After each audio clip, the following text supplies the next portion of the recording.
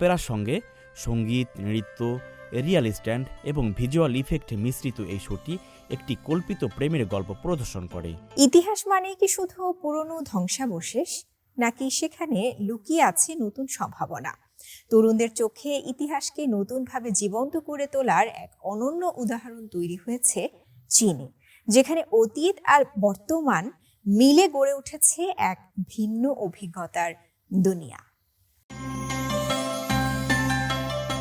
চীনের নতুন ধরনের সাংস্কৃতিক প্রদর্শনীগুলো দেশ জুড়ে দর্শকদের আকৃষ্ট করছে। ঐতিহ্য ও প্রযুক্তির সংমিশ্রণে এই শোগুলো এমনভাবে ডিজাইন করা হয়েছে যা দর্শকদের অতীতের সঙ্গে সংযুক্ত হতে নতুন মাত্রা দিচ্ছে। মার্চে হুনানের চাংচিয়াচি জেলার থিয়ানমেন পাহাড়ের পাদদেশে বড় পরিসরের একটি লাইভ মিউজিক্যাল নাটক প্রিমিয়ার হয়।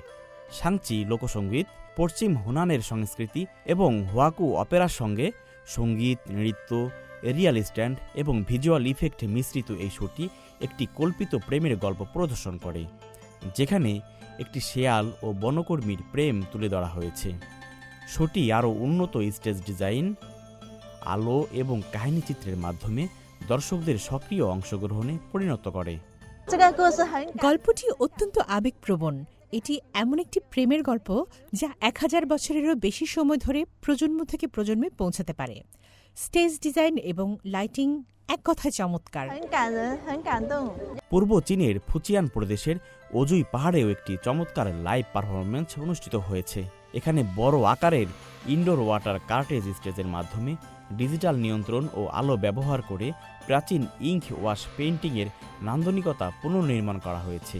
শোটি চা সংস্কৃতি এবং দক্ষিণ সং যুগের কনফুসিয়ান পণ্ডিত চুশির চিন্তাধারা তুলে ধরে।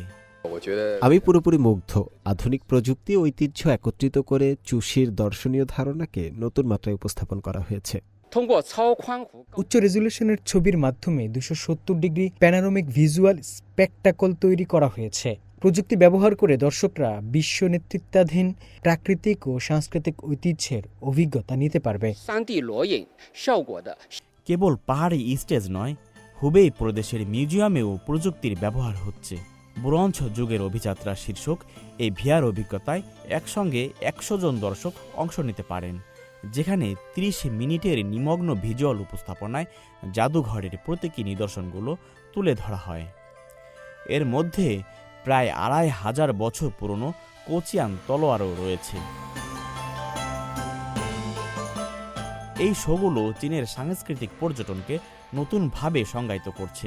দর্শকরা এখন কেবল দেখছে না, বরং ঐতিহ্যের গল্পের মধ্যে প্রবেশ করছে, যেখানে প্রযুক্তি এবং সংস্কৃতির মিলন নতুন অভিজ্ঞতা তৈরি করছে।